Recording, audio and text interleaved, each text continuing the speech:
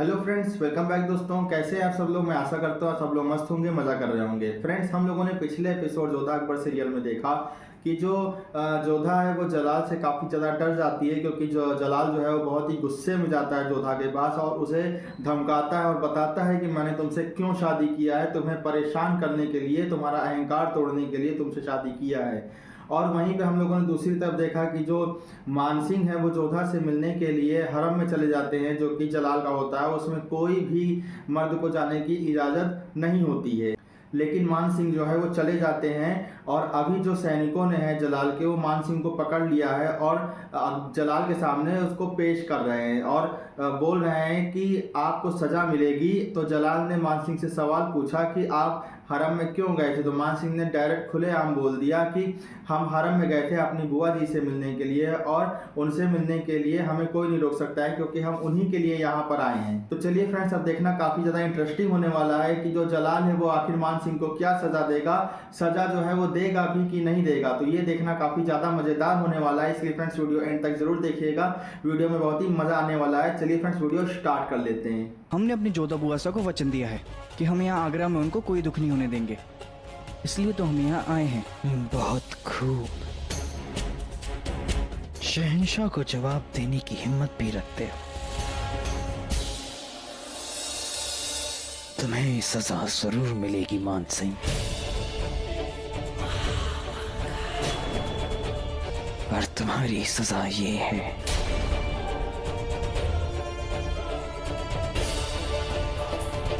कि तुम हमेशा हमारे साथ रहोगे।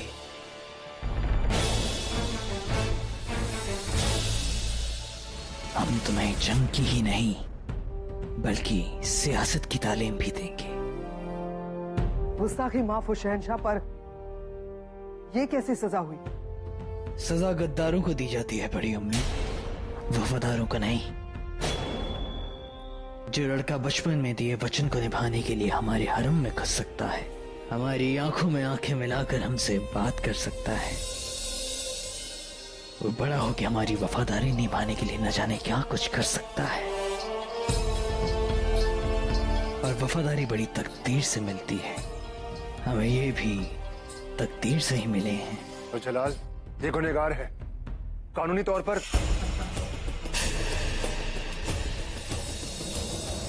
ये हमारी बेगम के भतीजे हैं और हम इन्हें यहाँ अपनी जिम्मेदारी पर लाए, और आइंदा हमें कानून सिखाने की गुस्ताखी मत करना। कानून हमसे है, हम कानून से नहीं।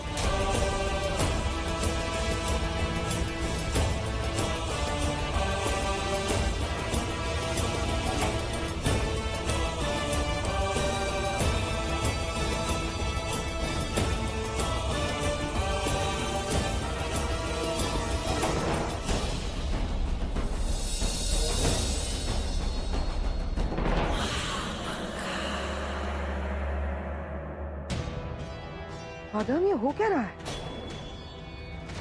पहली बार हमारे हरम में कोई गैर मर्द घुस आता है और इसके लिए हरम के कानून बदल दिए जाते हैं।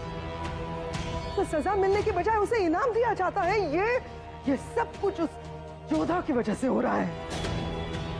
पर शहंशाह ऐसा कर क्यों रहे हैं? वो तो जोधा बेगम से नफरत करते हैं। नहीं, नफरत भी उसी दिल में रहती है जिस दिल में मोहब्बत। बहुत बारीक सरहद होती है नफरत और मोहब्बत के बीच। नफरत कब मोहब्बत में बदल जाए बताया नहीं जा सकता। आदम, पहली बार हमें डर लग रहा है, डर लग रहा है।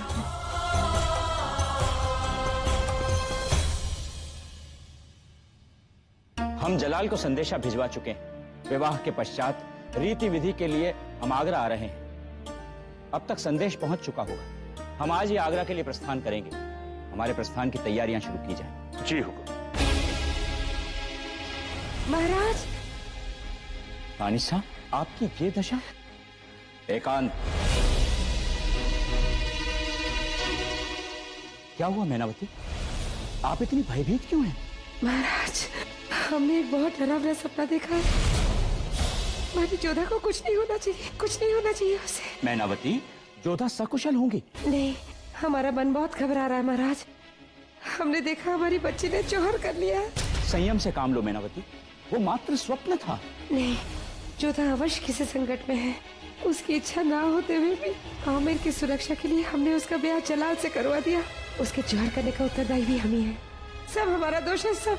मैनावती, हमारी जोधा अब मुगल सल्तनत की बेगम है और सारी सुख सुविधाओं के साथ अपने महल में है। नहीं, हमारा मन नहीं मान रहा है।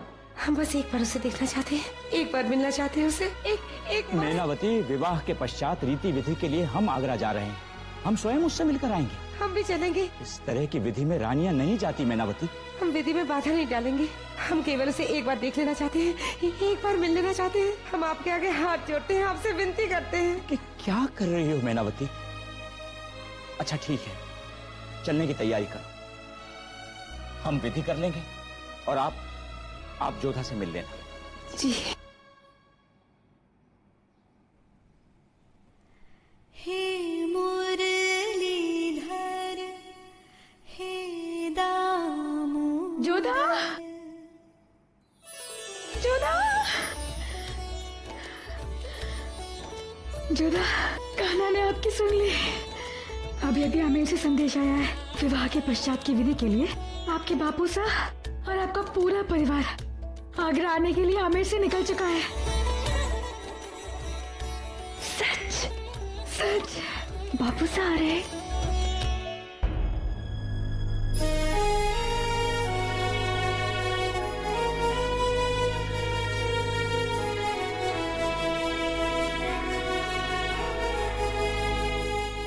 चेहरा फीका क्यों पड़ गया? इतनी प्रसन्नता की बात सुनकर भी? प्रसन्नता से ज्यादा चिंता का विषय है मोती। चिंता का विषय क्यों? तुझे तो पता है ना मोती, शहंशाह हमसे प्रतिशोध लेने पर उतारू है। हमारे मन को ठेस पहुंचे वो ऐसा कोई भी अवसर नहीं छोड़ेंगे। सबके सामने उन्होंने मानसिंह को क्षमा किया, उसे सेना में प्रशिक्षण देने के लिए कहा, लेकिन इसके पीछे का सच तो ये है मोती, वो मानसिंह को अपनों के ही विरुद्ध खड़ा करना चाहते हैं। वो उससे हमारे वीरों का रक्त बहाना चाहते हैं। और बापू साहब यहाँ पर आ रहे हैं। हमें भय है कि शहंशाह बापू साहब को हमारे संबंधों के बारे में अवश्य बताएंगे।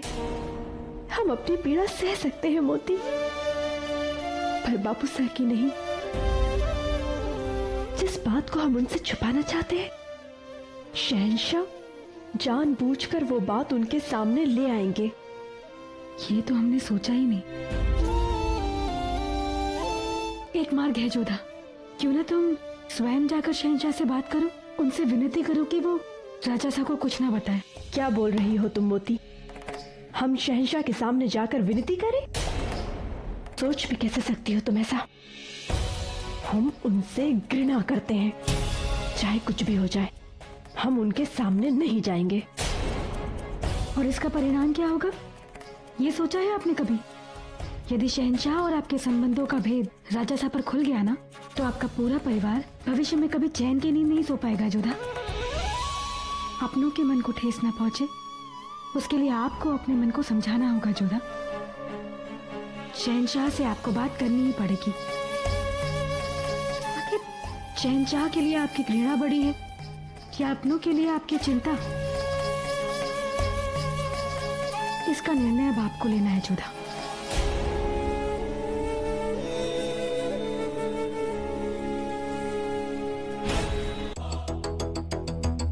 साहब, एक अहम खबर है। गश्ती सिपाहियों ने आमिर के सुजामल को पहाड़ियों में भटकते हुए देखा है। जल्द से जल्द सेना की टुकड़ी तैयार करो। पिछली बार वो हमें चकमा देकर भाग गया था, इस बार वो हमसे बचकर नहीं जाना चाहिए। आज हम उसे जहन्नुम नसीब करा कर ही रहेंगे।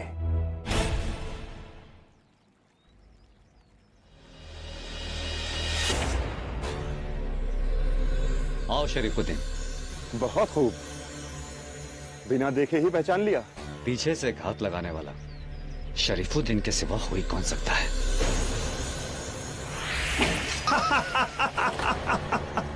बहादुरी दिखाने का वक्त चला गया सुजामल। हमला।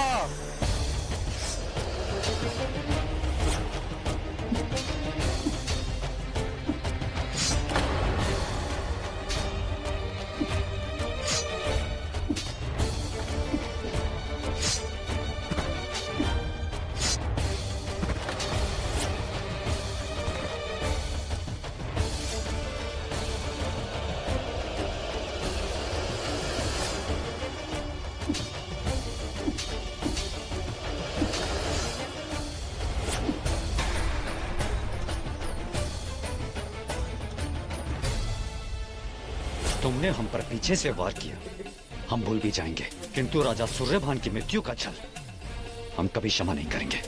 हमारी भूल थी, तुम्हारे कारण हमें अपने ही राज्य में द्रोही कहा गया। तुम्हारे कारण अपनी प्रजा की दृष्टि में हम विश्वासघाती हो गए। तुम्हारे कारण हमारे परिवार के सामने हमारा सर झुक गया। हमें माफ। ना तो हम किसी के तलवे चाटते हैं और ना ही किसी को तलवों में गिरने के लिए मजबूर करते हैं। मन तो करता है कि तुम्हारा सर काटकर अभी राजा सूर्यभान की मृत्यु का प्रतिशोध ले, और वैसे ही तुम्हारा सर आगरा भिजवाएं, जैसा कि राजा सूर्यभान का सर आमेर भेजा था। किंतु हम ऐसा नहीं करेंगे, क्योंकि तुम शहंशाह जलालुद्दीन के बहनोई हो और हमारी बहन जोधा का उनसे ब्याह हुआ है। लेकिन इसका यह अर्थ नहीं हुआ कि हम तुमको दंड नहीं देंगे।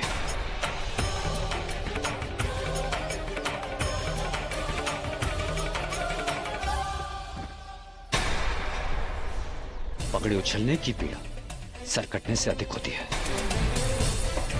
अब अपना झुका हुआ सर और अपनी गिरी हुई पगड़ी लेकर यहां से जाओ और जीवन भर इसका स्मरण रखना।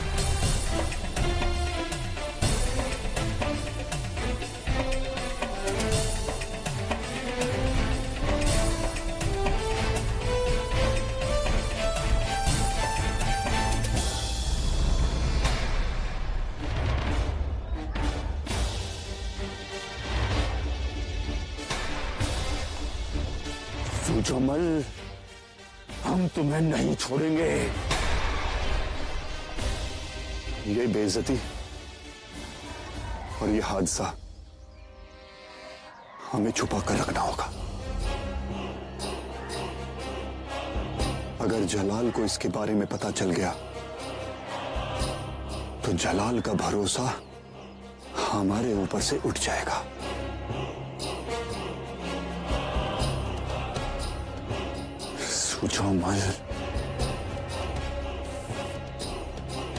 सो फ्रेंड्स, वीडियो ख़त्म हो गई और वीडियो बहुत ही ज़्यादा मज़ेदार थी। और वीडियो में जो जोधा है वो खुश भी है और दुखी भी है, क्योंकि उसे खुश इस वजह से कि लगता है कि उसके माँ बापू साहब वहाँ पर आ रहे हैं और उससे उनकी मुलाकात होगी, और दुखी इसलिए है कि वो लोग उसकी सच्चाई जान जाएंगे कि जोधा आखिरकार वहाँ पे सुखी नहीं है। और वहीं पे हम लोगों ने ये भी देखा कि जो जलाल है वो मान सिंह को माफ़ कर देता है, और महामंगा तो ये चीज़ देख के बहुत ही ज़्यादा शौक में चली जाती है और आदम खान को भी बहुत बढ़िया तरीके से वार्निंग देता है और बहुत साफ शब्दों में बोलता है कि सज़ा जो है वो गद्दारों को दी जाती है, वफादारों को नहीं दी जाती है। तो खैर, जलाल की जो परख है ना, एक इंसान को परखने की जो उसकी काबिलियत है वो बहुत ही ज़्यादा मज़ेदार है। मतलब परख लेता है इंसान को कि इंसान किस टाइप का है। और फ्रेंड्स, लास्ट में तो मज़ा ही आ गया कि शरीफुद्दीन गया था बहुत ही ज़्यादा चौड़ में कि सुजामल को आज हम मार ही देंगे। अपने साथ कई लोगों की फौज को लेके गया था, कई मतलब छोटे 10-15 लोगों को लेके गया था। सुजामल ने उन सबको तो सुला ही दिया, और अगर सुजामल चाहता तो शरीफुद्दीन को भी वहीं पे लेटा देता, लेकिन फिर भी सुजामल ने कुछ सोच करके शरीफुद्दीन को मारा नहीं,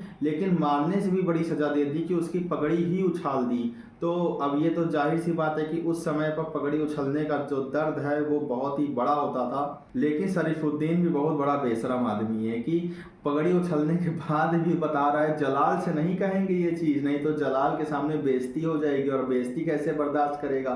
तो फ्रेंड्स, भाई मुझे तो बहुत ही मज़ा आया देख के।